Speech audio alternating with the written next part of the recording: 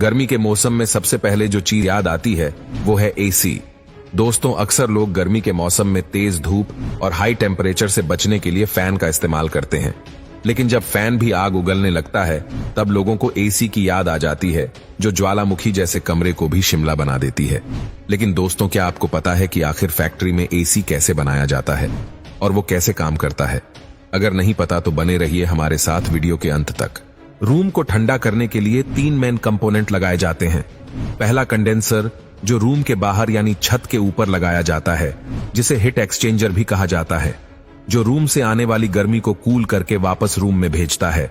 और दूसरा कंपोनेंट होता है इवोपरेटर यानी इंडोर यूनिट, जिसमें एक फैन लगी होती है जो कंडेंसर से आने वाली कुल एयर को रूम में डिस्ट्रीब्यूट करती है। और तीसरा कंपोनेंट होता है कंप्रेसर, जिसका काम होता है रूम के हॉट एयर को कंडेंसर के पास भेजकर कूल एयर को वापस इवोपरेटर में भेजता है।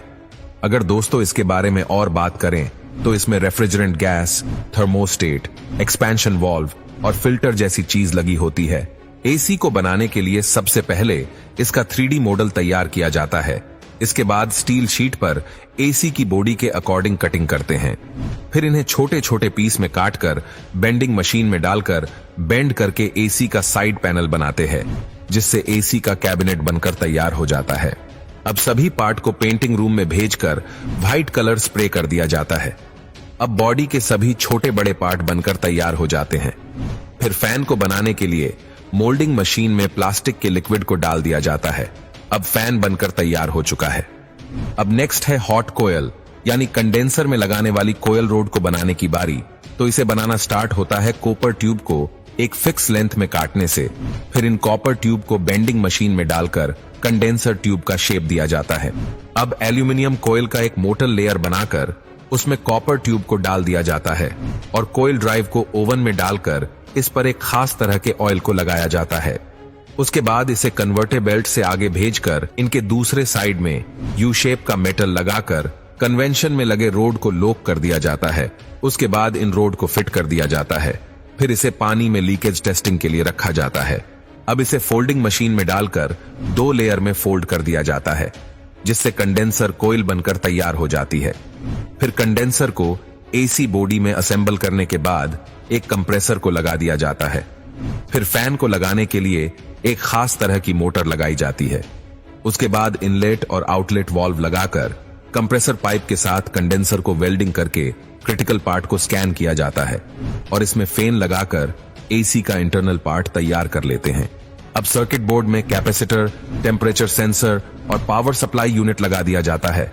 अब इसी के फ्रंट पैनल पर कंपनी का स्टिकर लगाकर एसी के साथ अटैच कर दिया जाता है।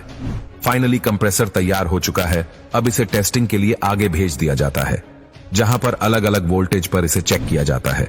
फिर उसे दूसरे चैम्बर में भेजकर फैन की स्पीड को चेक करने के बाद इसका वाटर प्रूफ टेस्टिंग और फिर बॉक्स में पैक करके इनका सर्कुलेशन और वाइब्रेशन टेस्टिंग किया जाता है।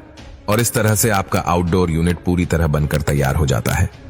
अब नंबर 2 पर आता है इंडोर यूनिट मेकिंग प्रोसेस।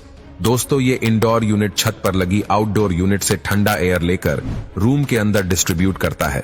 तो इसे बनाने के लिए सबसे पहले इसकी बॉडी को बनाया जाता है। उसके लिए प्लास्टिक को मोल्डिंग मशीन में डालकर बॉडी का शेप दिया जाता है।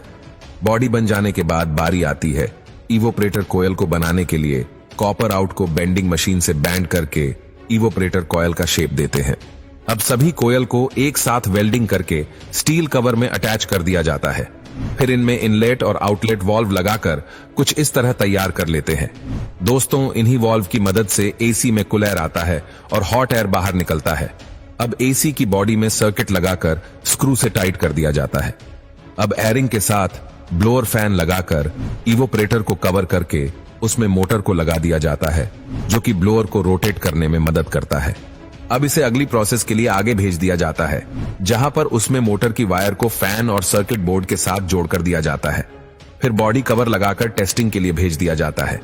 टेस्टिंग के बाद इस पर कंपनी का स्टिकर लगाकर इसे मार्केट में भेज दिया जाता है।